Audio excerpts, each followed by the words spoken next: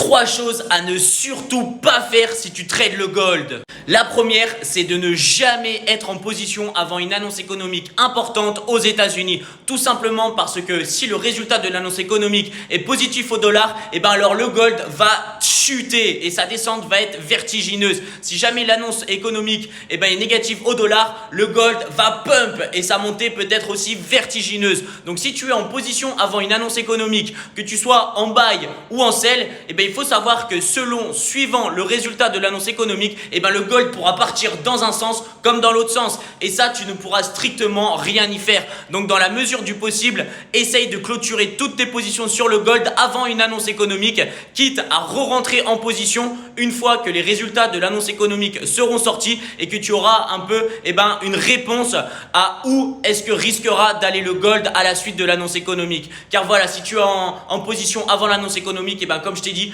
il peut aller chercher ton TP, mais aussi chercher ton SL en l'espace de quelques secondes à la suite du résultat de l'annonce économique. La deuxième chose, c'est de ne jamais aller contre la tendance du gold. Ce qu'il faut savoir, c'est que le gold est l'un des actifs les plus volatiles. Et lorsque le gold a choisi une direction, crois-moi, il va aller au bout de son idée. Donc si jamais tu vois en M5, M15 que le gold est actuellement sur une tendance baissière sur la journée ou sur la semaine, ne va jamais contre sa tendance. N'essaye pas de prendre des buys pour prendre de la récupération lorsqu'il touche des zones de support et dans l'optique d'aller chercher 20-30 pips. Alors ça peut marcher, sauf qu'il va falloir que tu fasses des entrées sniper, car on sait tous très bien que le gold, lorsqu'il descend, il ne fait jamais ça. Il fait hop, hop, hop, hop, hop, hop, avec des hauts toujours plus bas et des bas toujours plus bas. Donc la récupération, c'est la stratégie de certains traders, mais il faut être super méticuleux. Et surtout, il faut prendre très peu de risques sur le stop loss. Donc si jamais tu trades la récupération du gold,